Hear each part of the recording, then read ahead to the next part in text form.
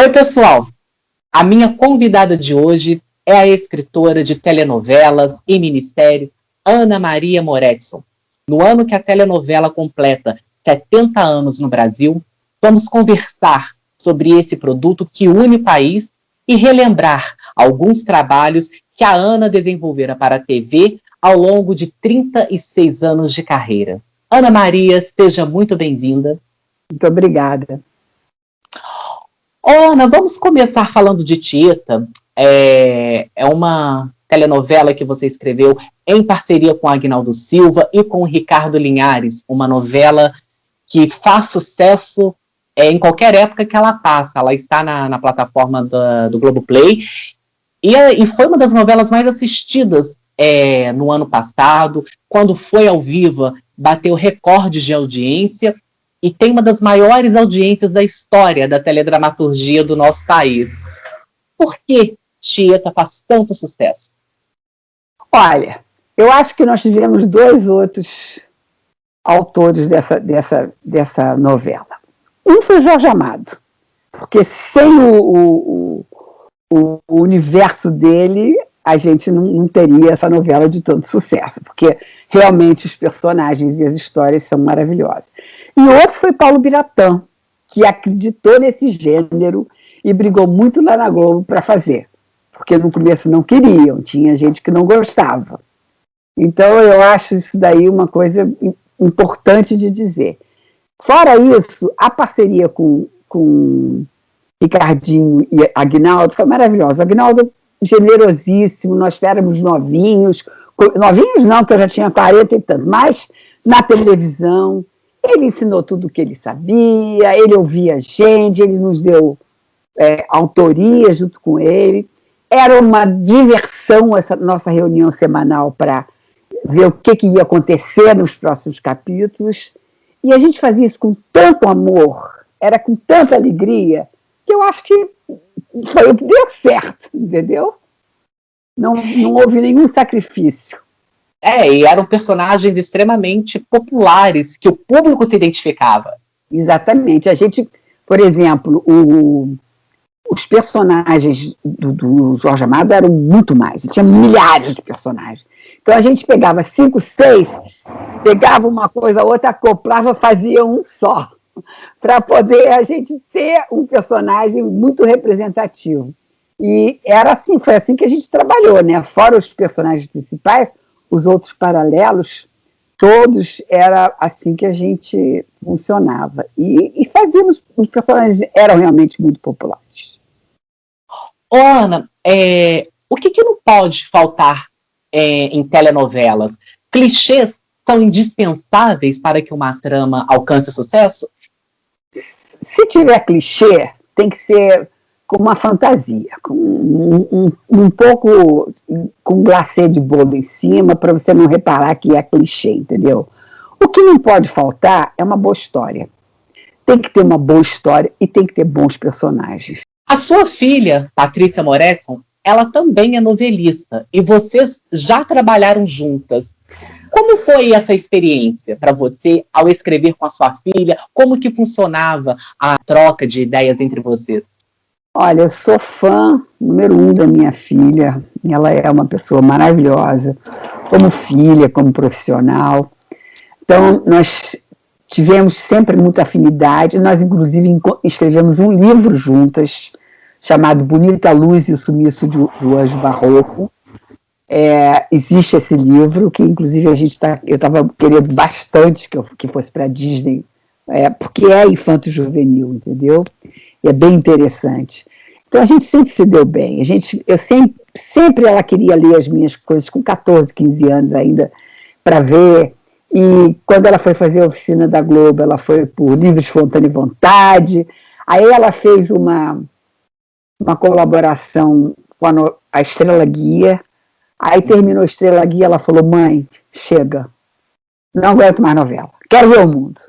Aí foi para a Europa, ficou 6 meses em Barcelona, depois ela ficou 6 meses na França, não me lembro onde, estudando as línguas e coisas. E quando ela voltou, ela queria ter essa experiência. Quando ela voltou, Foi ótimo, porque foi quando eu estava na Band, eu estava ainda em contato, eu não me lembro se eu estava na Band, eu estava em contato com o pessoal da Band, que um dia me ligaram e falaram assim, você sabe alguém que saiba espanhol para adaptar uma novela? Aí eu falei, sei, minha filha. Aí ela foi fazer Floribela. Que foi um enorme sucesso nas temporadas. Maior sucesso. Então, eu sou muito... Me perguntar sobre ela, eu acho ela o máximo, entendeu? Realmente. E como que funcionou a parceria de vocês? Porque mãe e filha, escrevendo novela, reuniões... Problema nenhum. Conflitos nenhum. Nenhum. Eu nunca tive conflito com ninguém em termos de... Eu adoro trabalhar em grupo, trabalhar em equipe. Nunca tive conflito.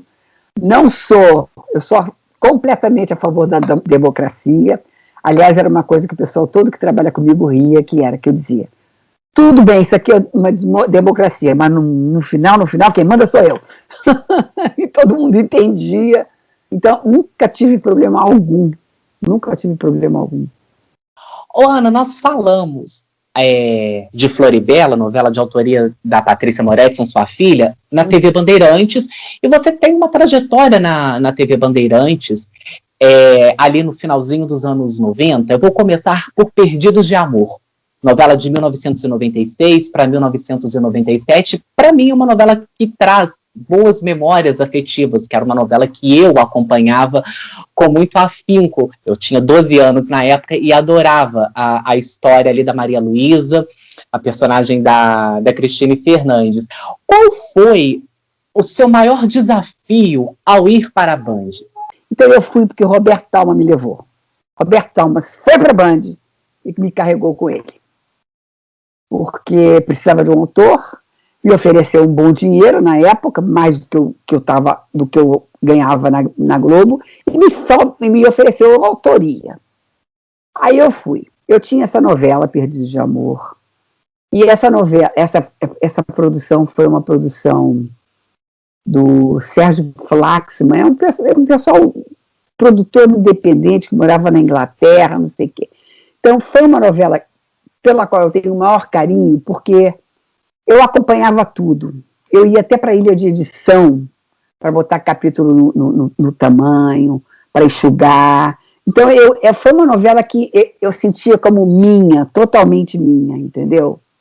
E a gente gravava muito aqui ali no Polo Cinevídeo, e eu conhecia todas as pessoas, eu era super próxima da Cristine, sabe? Eu era super próxima de todo mundo que fazia novela. Então, eu adorei fazer a novela. E a história é uma história absolutamente básica, simples, comum. É uma história que você tem em vários folhetins de época. Você tem essa história no Guy de Maupassant, no Balzac, que é a menina que se sacrifica pela família, é meio que comprada por uma pessoa, porque a família está indo à falência, e depois se apaixona pela pessoa. Então, isso é uma história mais clichê impossível, entendeu? E eu adorei, eu acho que é o tipo de novela que eu gosto, é minha cara, entendeu? É uma história boa de contar. Ô, Ana, as pessoas têm a curiosidade de saber como é a rotina de um escritor de telenovela, quantas páginas se escreve por dia, como que é a rotina de fazer escaleta, de fazer diálogos. Conta um pouquinho pra gente, por favor. Olha, novela é uma coisa que eu acho que eu nunca mais vou fazer na minha vida, viu? Porque eu não tenho mais idade para isso. Por quê? É uma coisa extremamente cansativa. Eu sempre fui uma pessoa muito organizada. Quando eu trabalhava com Aguinaldo e Ricardo, a gente dividia, eram 2 capítulos para cada um, era uma coisa que fluía, era todo mundo.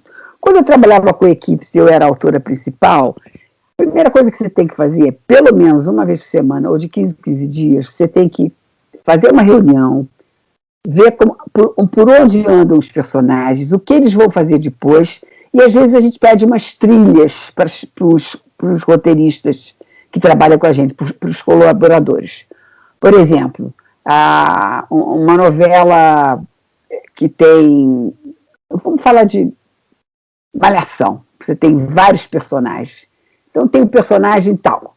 Tá bom, eles estão... Como é que está a situação de namoro deles? Está assim, assim, assado. Está há muito tempo que eles já estão de bem, então eles precisam brigar. Vamos arranjar um motivo para ele brigar. Então vamos trazer uma terceira pessoa, não vamos? Aí a gente, nas reuniões, vai resolvendo isso e vem as trilhas. Com essas trilhas, você monta as escaletas. Normalmente, o autor fica com a trama principal e vai encaixando essas trilhas aí. E depois, escrever. Quando você trabalha com equipe e é autor principal, você escreve menos. A verdade é essa. Você escreve bem menos. Você é a cabeça, mas você escreve menos e você faz o roteiro final. Então, você tem que pegar aquele roteiro final com cenas que vêm de 3, 4 pessoas e dar uma uniformização nele. Ele tem que ficar como se tivesse sido escrito por uma pessoa só. E só o autor principal consegue fazer isso. Ninguém mais consegue.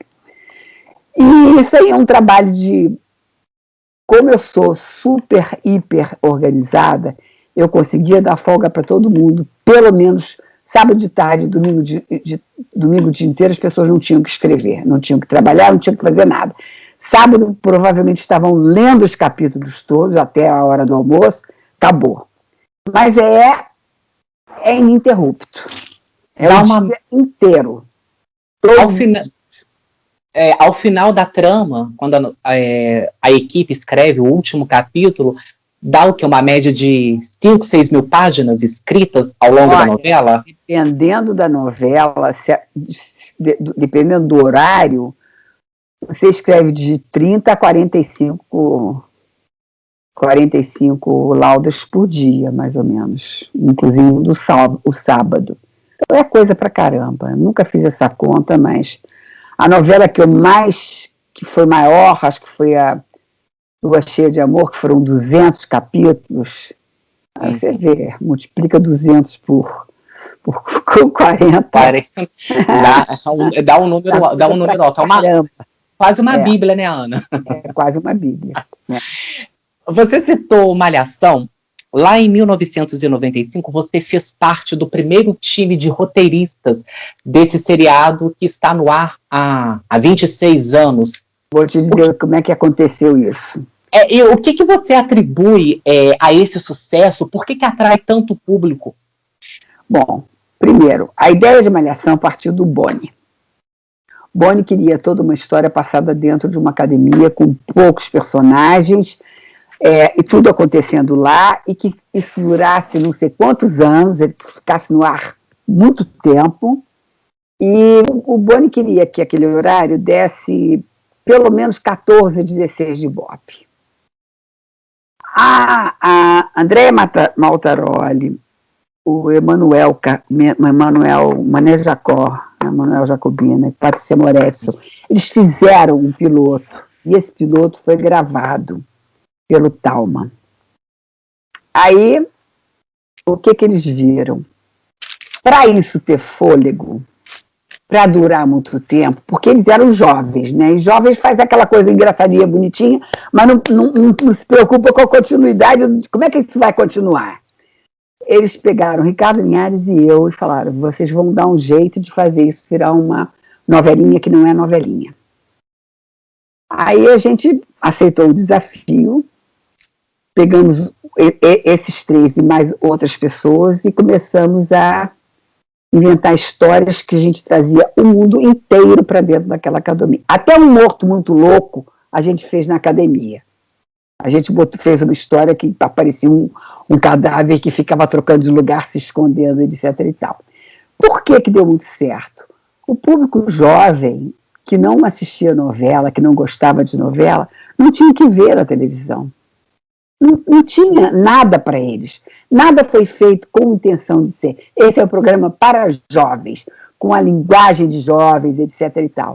Então, eles adoraram. Sabe quanto é que deu logo no começo? 36, 38. As pessoas todas ficaram apavoradas, ninguém entendeu. E nunca mais deixou, nunca mais. Foi uma coisa sem parar.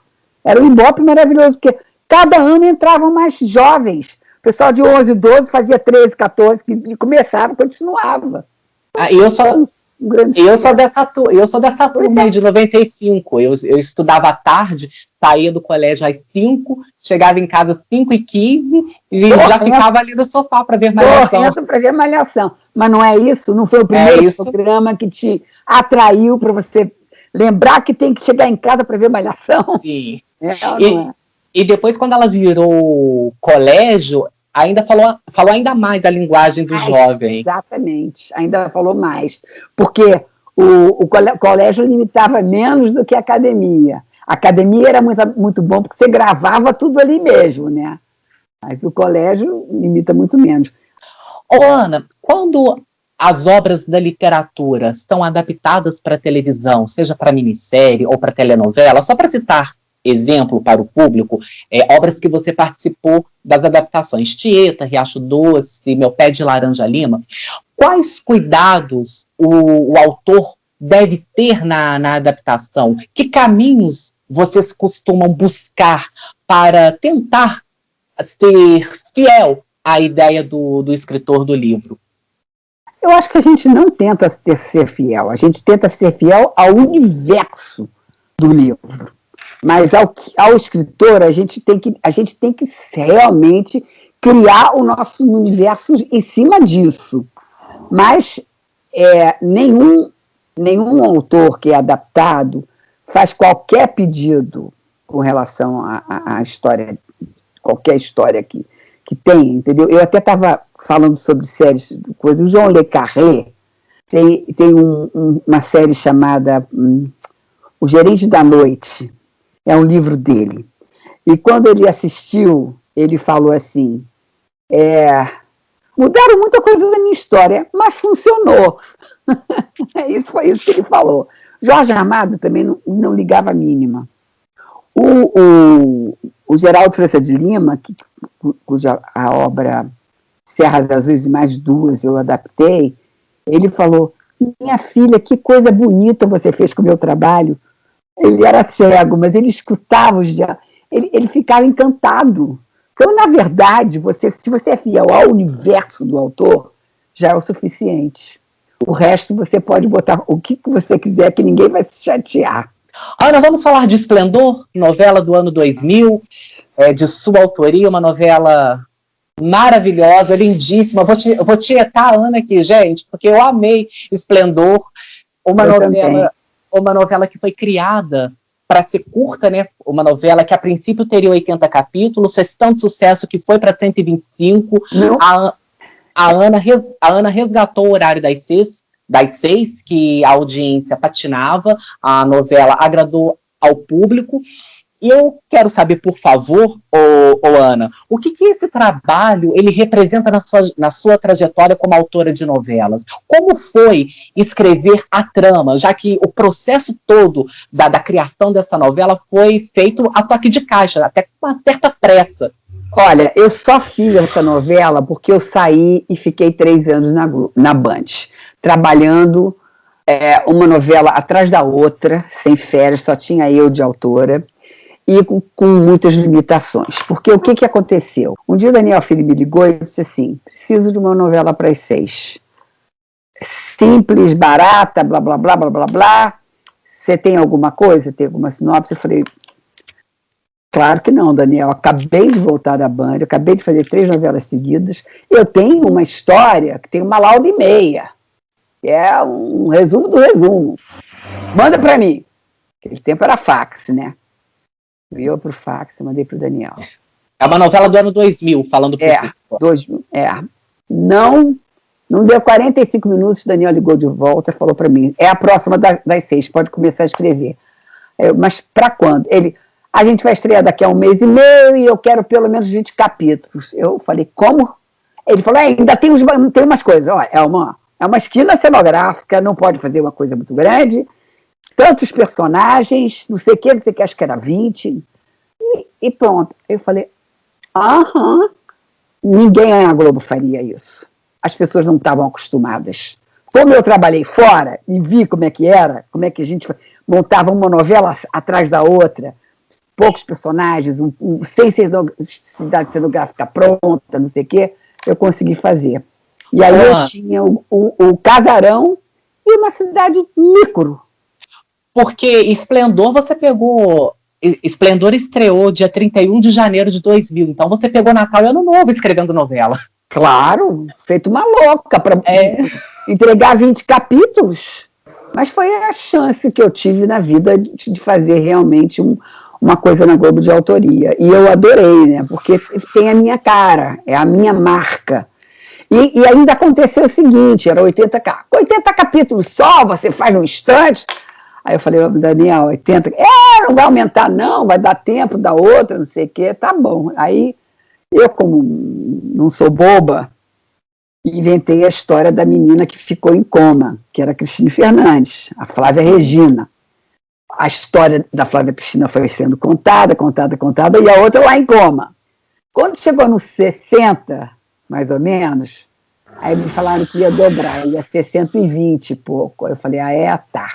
Aí lá para o 80 eu acordei a Flávia Regina e comecei a história em cima dela ter acordado, entendeu? Em cima da verdade poder ser revelada.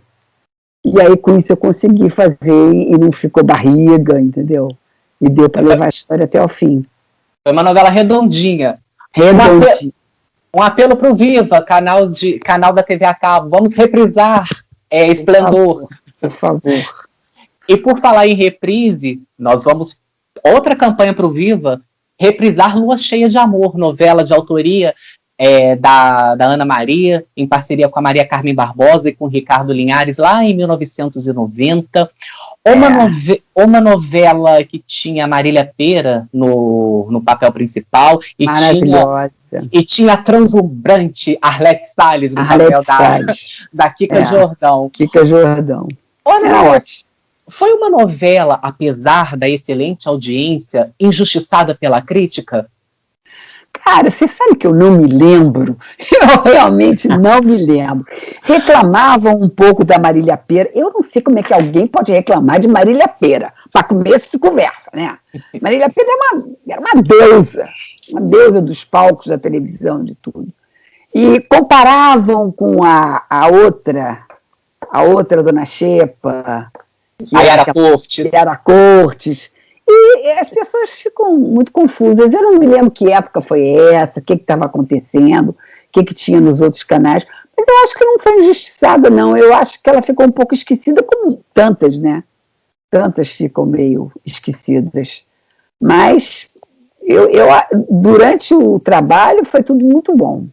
Luz do Sol, você trouxe a história principal de uma menina sequestrada, e na época eu li entrevistas que você deu, que teve uma inspiração, no caso Carlinhos, um menino sequestrado também. Aí no Rio de Janeiro, e nunca apareceu no fim dos anos 70. Os jornais, eles ainda podem funcionar como uma fonte de ideias para os escritores? Com certeza, as histórias do dia a dia são sempre fonte de inspiração, não há a menor dúvida. Não há a menor dúvida. Agora, o que eu quis trazer no Luz do Sol, que é mais importante, que eu sempre me perguntava, digamos que uma pessoa seja sequestrada e leve uma vida, que é o caso Pedrinho, depois, né? Leve uma vida em outra família, etc, etc, etc. Digamos que ele seja encontrado e não queira voltar. Pode acontecer. Você teve uma vida feliz, então não importa muito, né? Essa era a minha grande pergunta, porque a Drica, que era a Luma Costa, ela era feliz. Ela era feliz. Ela não sabia que tinha sido sequestrada e ela era feliz ali naquela família. Então, isso aí é que eu achei que era mais interessante para o público discutir, entendeu? Foi por aí que eu fui. Merchandising social na telenovela é válido? Até que ponto é importante trazer uma discussão para o público? Eu acho importante sempre trazer uma discussão para o público e mobilizar o público, né? Eu acho que quando você fala de um assunto que existe na vida real, você traz para a novela, você mobiliza sem ser aborrecido, entendeu? Sem ser campanha, você consegue fazer com que o público se interesse por esse assunto. O público ficou mais exigente, Ana Maria, com as telenovelas nos últimos anos? Eu acho, não é que tenha ficado mais exigente, ele ficou mais impaciente. Por quê? A telenovela é uma coisa que é diária.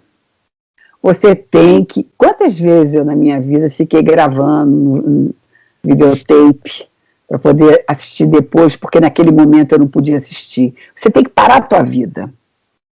Porque você assiste novela das 7, novela das 8. Você não pode sair, não pode não sei lá, porque você não pode perder um capítulo da novela. Então, hoje em dia, as pessoas começaram a dizer, poxa, tem uma vida para viver, né? Não é possível. Então, eu acho que ele ficou mais impaciente com as novelas, entendeu? Essa coisa diária. Por isso que eu acho que séries fazem tanto sucesso. Porque são histórias mais curtas, são histórias que você pode assistir um dia, outro dia, outra hora, em qualquer momento, entendeu? Eu acho que o futuro da telenovela está nelas serem mais curtas. Tanto de tempo quanto de meses, entendeu? Tempo no ar e também, tipo, 100 capítulos. Menos. Eu acho que tem que ser menos. Você até entrou na pergunta que eu vou te fazer. 70 anos de teledramaturgia no Brasil. Desde a estreia de Sua Vida Me Pertence, lá em 1951, a novela veio evoluindo ao longo dos anos. A gente tem o Canal Viva, que reprisa telenovelas para um público mais saudosista, e são novelas muito longas, com mais de 190 capítulos. Muitos, o futuro da telenovela, você acabou de falar que ele passa por um enxugamento, né, desses capítulos, uma diminuição dos capítulos, e também passa por uma redução de núcleos, trabalhar com elencos pequenos? Com certeza, porque o que acontece? Por que tantos capítulos? Porque a Globo sempre fez novelas primorosas e isso é caro. Então você tem que diluir o preço. A Esplendor foi uma novela que eram 20 personagens, uma esquina cenográfica, era realmente uma esquina cenográfica. Não tinha... Você vê as cidades cenográficas hoje em dia, são um mundo, né? Eu tinha 2 ou 3 coisinhas ali naquela cidade e aquela casa. E a história toda se passava ali. Então, isso aí barateia. Você tem menos atores e atrizes para pagar. Então, a única maneira de você conseguir fazer novelas menores é você ter balizadores, é fazer com menos personagens, com menos cenários, entendeu? E a história simplificada, de maneira que você possa contar aquela história de uma maneira mais barata. Eu acho que o futuro da telenovela tem que ser por aí. Estávamos falando de novelas mais curtas. Estrela Guia, novela de sua autoria lá em 2001, foi uma novela de 83 capítulos. E era uma outra época em que as telenovelas das 6 eram novelas com mais de 170, 180 capítulos. Tirando Esplendor, que teve 125, e a sua Estrela Guia, que teve 83, as outras, muitos capítulos, novelas com 7, 8 meses no ar. Mas voltando à Estrela Guia, o fato de ter sido uma novela protagonizada pela Sandy, que na época tinha um grande apelo entre os adolescentes, foi uma novela mais difícil de ser escrita por conta da protagonista? Não, a Sandy é profissional espetacular. A única coisa é que ela não podia fazer nada maior do que isso. Ela tinha milhões de shows, milhões disso, e o combinado tem que ter tantos capítulos. Entendeu? Eu vendi para Marluce, na época, falei, Marluce, a Sandy fez o Sandy Júnior, está super na moda, eu tenho uma história muito bonitinha, que é uma história baseada num filme americano chamado Papai Pernilongo, que já é baseado num livro francês. E tem que ser uma menina que cante, tem que ser uma menina muito doce, suave. Eu quero que seja a Sandy. Aí ela olhou para minha cara, de onde é que você tira essas ideias? Eu falei, não sei. Ela, mas tem uma ideia maravilhosa, a gente vai correr atrás. Aí quando eles me vieram com o fim da Sandy, já foi assim. Mas tem que ser 80 capítulos. Nada melhor do que você escrever uma novela curta. É um presente, cara. Realmente é um presente. E deu tudo certo. A novela foi curta, a história era curta. E foi contada da maneira que precisava ser contada. Poucos personagens também. Não tinha muitas histórias paralelas. As que tinham eram bacanas. Ana Maria, eu quero muito agradecer a sua presença aqui no meu canal, a sua gentileza e disponibilidade por parar seus compromissos e falar comigo. Muito obrigado. É um enorme prazer, obrigada a você. É bom ser lembrada e é bom falar com um público que se lembra da gente, né? Ai, imagina, eu que agradeço muito. Quer deixar contato de rede social? Tem o meu IG. Ana Maria Moretson, tudo junto. Maravilha, Ana. E a você aí de casa que assistiu essa entrevista, aquele agradecimento sempre muito especial. Se você gostou, dê o seu joinha e, por favor, inscreva-se no canal. O contato que a Ana Maria Moretson disse aqui na entrevista, claro, estará descrito para você assim que o vídeo for ao ar. Se Deus quiser, na semana que vem, estaremos de volta com outra entrevista. Um abraço e até lá!